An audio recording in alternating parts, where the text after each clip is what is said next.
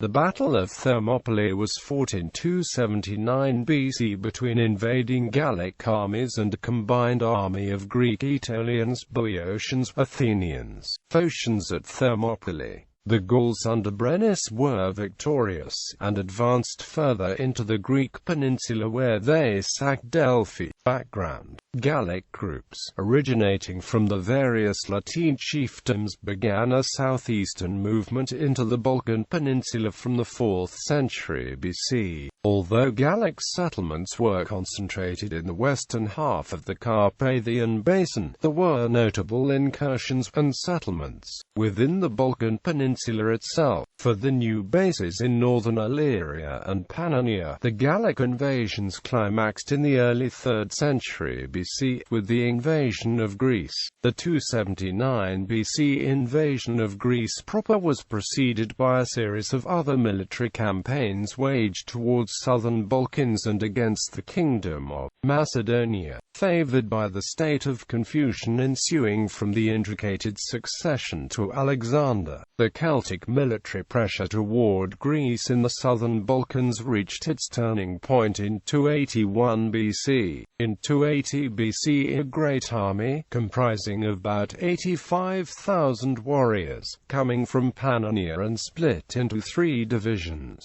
marched south in a great expedition to Macedon and central Greece. Under the leadership of Cerithrius, 20,000 men moved against the Thracians and Tribali. Another division, led by Brennus and Aesicorius, moved against Boeotians, while a third division, headed by Bulgios, aimed for Macedonians and Illyrians. Bulgios inflicted heavy losses on the Macedonians, whose young king, Ptolemy Keranos, was captured and decapitated. However, Bulgios' contingent was repulsed by the Macedonian nobleman Sosthenes, and satisfied with the loot they had won, Bulgios' contingents turned back. Sosthenes, in turn, was attacked and defeated by Brennus and his division, who were then free to ravage the country. After these expeditions returned home, Brennus urged and persuaded them to mount a third united expedition against central Greece, led by himself and Aesicorius.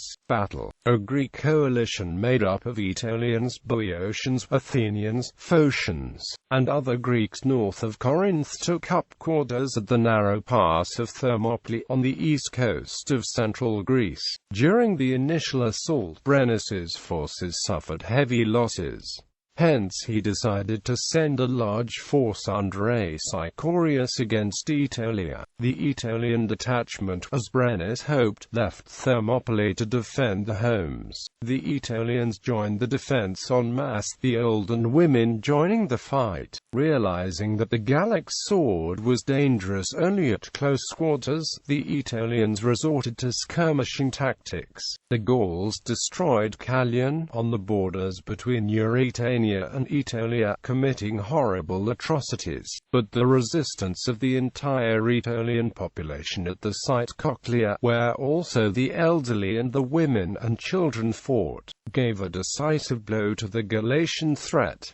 According to Pausanias, only half the number that had set out for Aetolia returned. Eventually Brennus found a way around the pass at Thermopylae, but the Greeks escaped by sea. Aftermath: Brennus pushed on to Delphi, where he was defeated and forced to retreat, after which he died of wounds sustained in the battle. His army fell back to the river Spercheios, where it was routed by the Thessalians and Malians. Some of the survivors of the Greek campaign, led by Commentrus, settled in Thrace, founding a short-lived city-state named Tyre. Another group of Gauls, who split off from Brennus's army in 281, were transported over to Asia Minor by Nicomedes I to help him defeat his brother and secure the throne of Bithynia. They eventually settled in the region that came to be named after them as Galatia. They were defeated by Antiochus I, and as a result, they were confined to barren highlands in the center of Anatolia. On the contrary, the Aetolian League strengthened its position in mainland Greece, and for about a century it dominated Delphi. The Aetolians set up an honorary stele on a base which presumably depicts pieces of armory of the Gauls, whereas they also erected the so-called Portico of the Aetolians, or Western Portico, one of the largest buildings close to the sanctuary of Apollo. As a token of gratitude, they were accorded the right to participate at the Amphictyonic Convention. Honorary games, the Amphictyonic Soteria, were organized, which in 246 BC were renamed Aetolian Soteria, and evolved into Pan-Hellenic games which took place every 5 years. Bibliography. Granger, D. The League of the Aetolians. Culm, Brill, Green, P. Alexander to Actium. California, University of California Press. Pi Alpha Chi Alpha Tau Zeta Eta Sigma Nu.